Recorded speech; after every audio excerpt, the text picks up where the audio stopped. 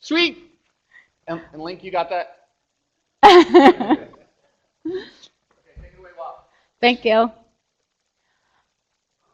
My name is, where's the click? My name is Hoa Chung Aldous, and everybody's thing is Hoa is H-O-A, but people think it's W-A, that is awesome, because that's how you pronounce it, that Hoa. And a lot of people, how do you say when you see H-O-A? I can hear worse one. Some people call me whore. So, my husband, every time we travel, people say that, and one day he say, the lady come out and say, who? And my husband, the whole room quiet, my husband stand up and say, what do you call my wife? He stuck his chest out, and you should see the whole room is quiet, and they put their head down and they say, oh no, we're going to have a big incident. But it said, wow. So,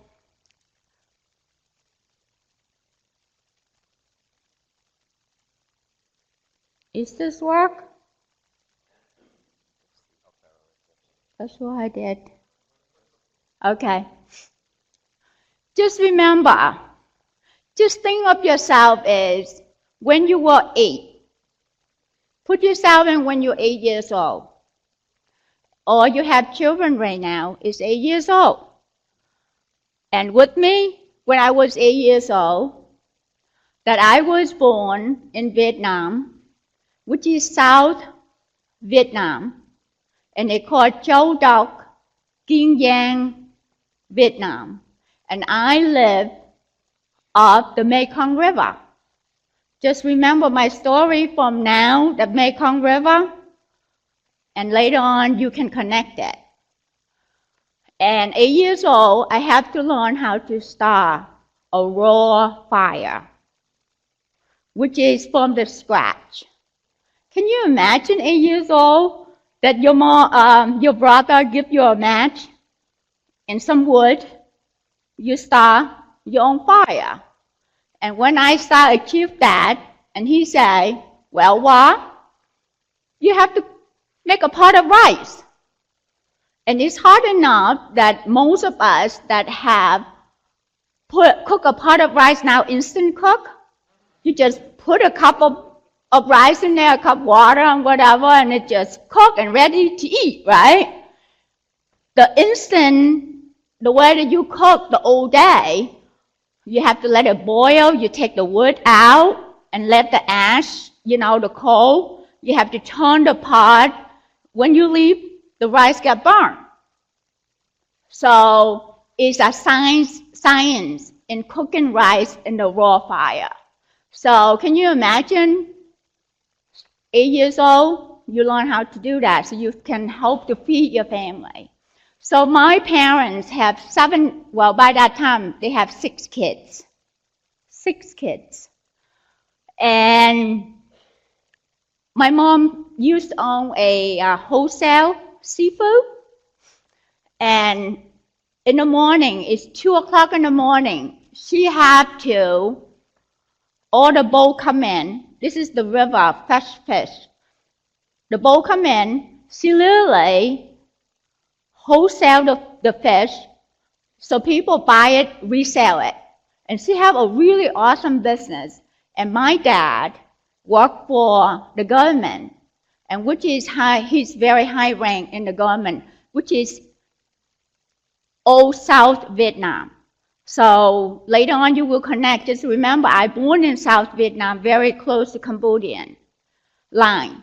And later on that you will is the merge into it. So the next, when I learned when I was 8. Okay.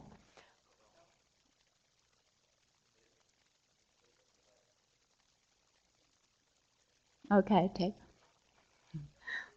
That is my picture. That was in the camp picture when I was 15 years old. And it's, you have to see that is usually that, here I use it. I know. So do we have another? Oh. It's okay. So I born and raised, and then it's when my family, it keep going back.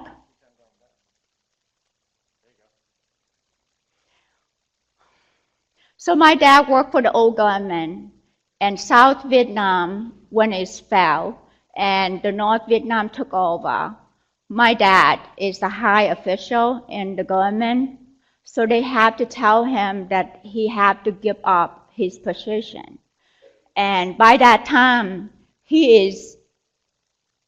that means he gave up his position, go into 3 days after, we did not find him. So he went in, and they took him away. And my mom had 6 kids by that time, and have a business to take care of. And we haven't seen him for 3 days. And my mom had to give up the whole entire fish market to go and waiting for in the front of the prison to see if anybody see him. Because he's so high efficient, rank in the old culture, and he can. So we hold my brother up, which is he's really young, to look over the fan to find that if they can see my father. And then my mom cooked the rice, and they write a letter to see that if anybody in prison that find my dad is Chung, that see him in there. And a week later, somebody say, yes, he's in the dark room. So they put him in the dark room. We did not know what happened to him. So my mom went and got like all fish and lobster, seafood, and give it to the official. So hoping that they keep my dad in town, in prison in town. So eventually, that my mom lost the fish market, lost the fish retail, the wholesale, because every morning that she had to go there and looking for my dad. And my dad had to be in prison for, well, they call re-education camp. So for 12 months, when he come out, we start getting very.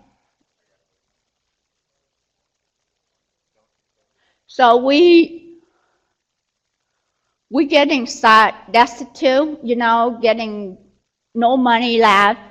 So my dad say, and the North Vietnam now is fighting with Cambodian War. And they start drafting my brother. We have 3 older brothers, but 2 oldest one that going to get drafted to fight to Cambodian War. So my dad did not, he go in prison for 12 months, and now he come out. He don't want to lose his son.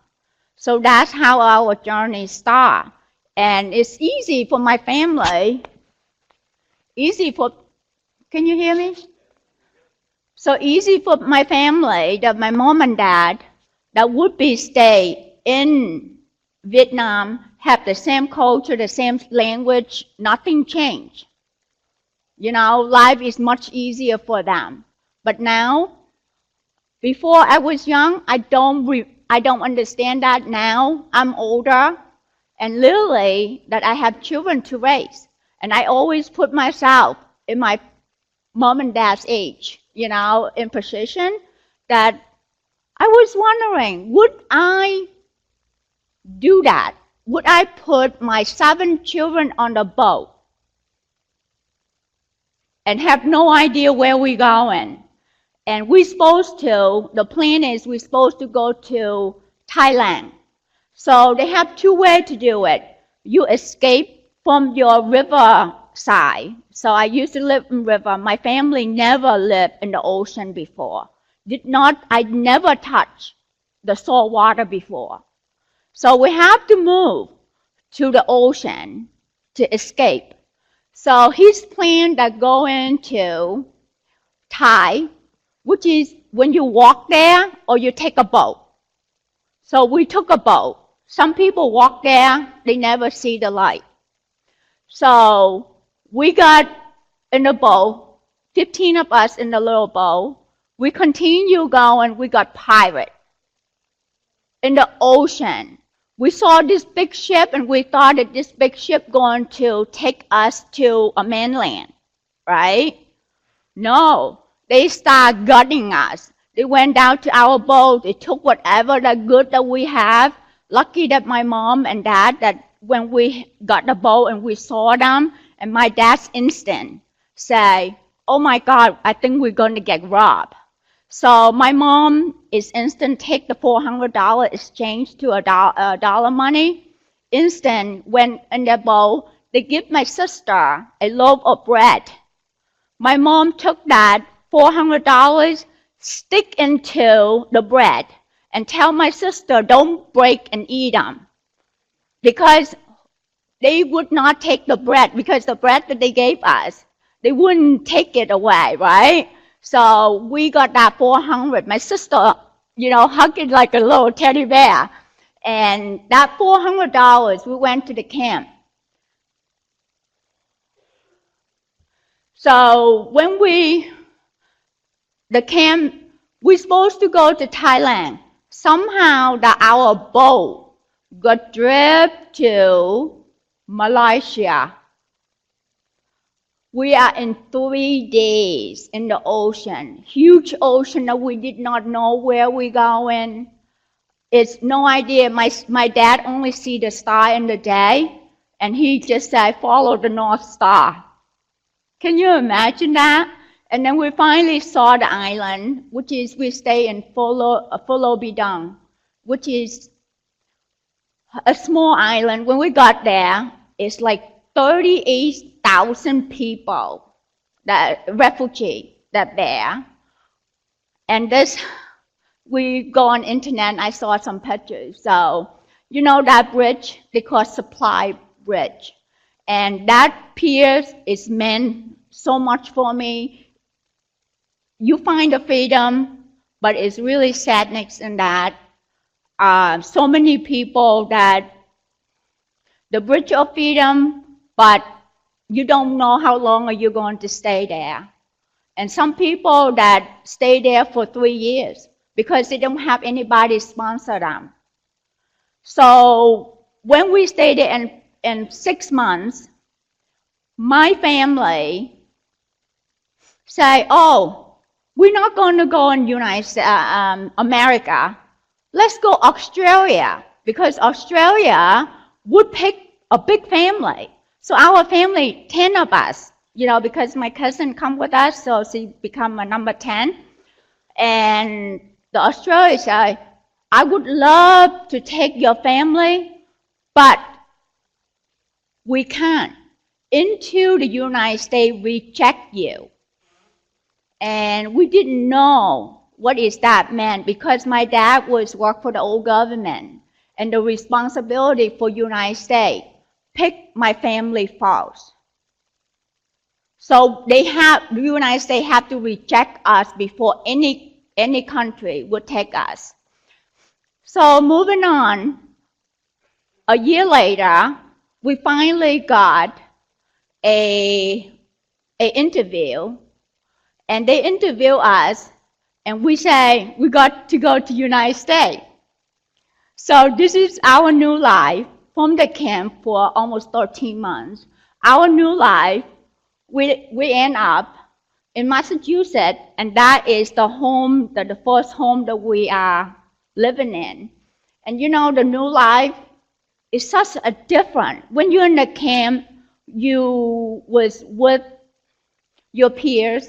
They speak Vietnamese. the same culture. It's hard life, but it's your tradition. You got connection. Now we come to United States. It's cold. I remember we got from the airport, and first thing we saw, we say, "Oh my God, what country are we in? Oh, the tree is dead."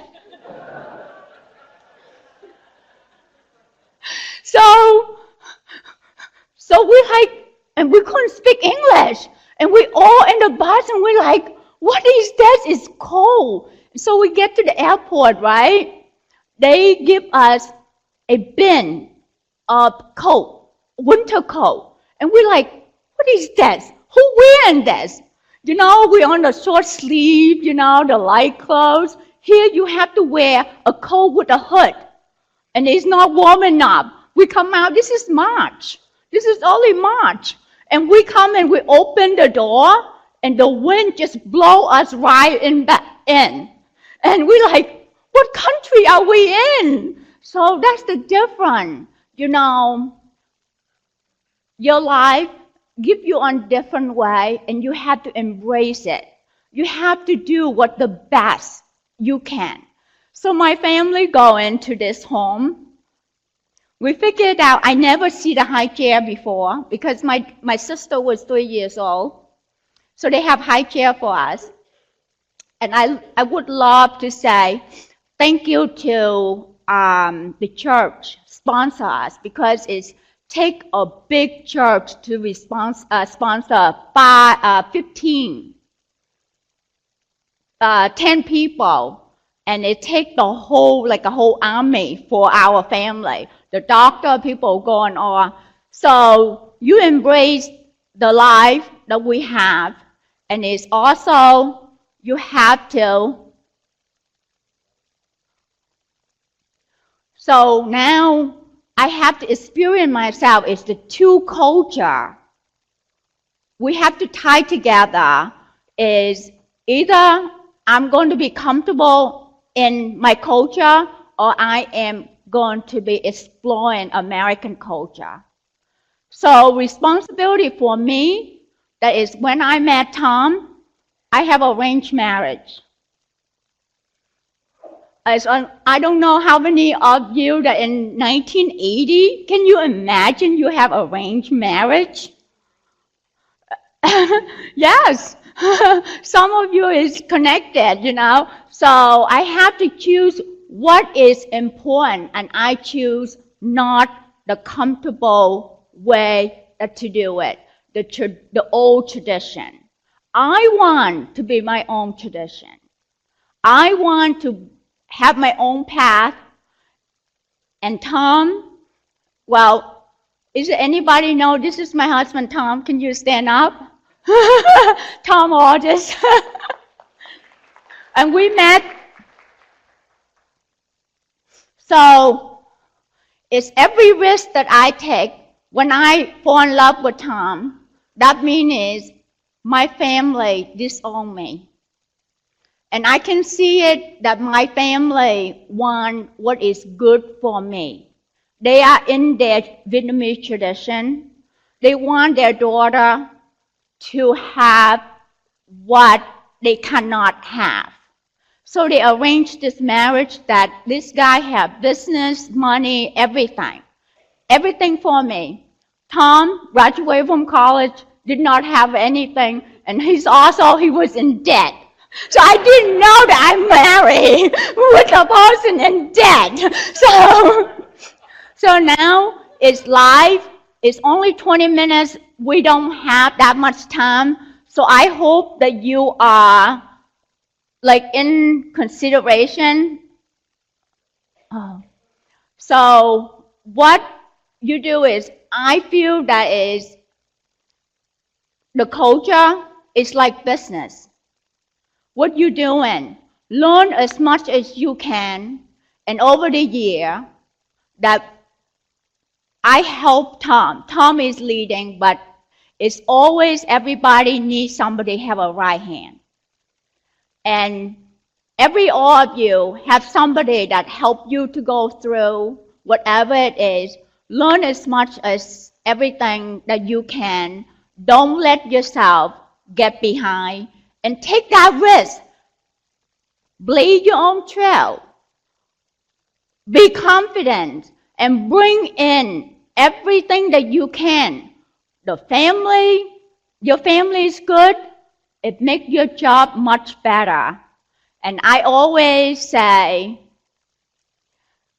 is follow with your instinct. Your instinct is always tell you that whatever you do is you have to listen to that, and when you listen to that and you follow that, and guarantee you everything will be awesome.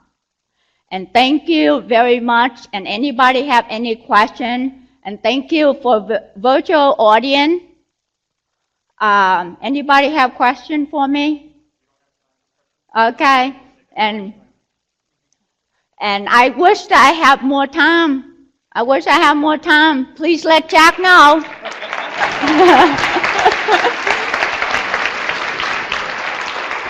Can you see why we get along? You will be here for the networking lunch and the business card exchange right after the next session. So if anybody has questions, go to our table. All right. Thank you very much, Bob. Thank you.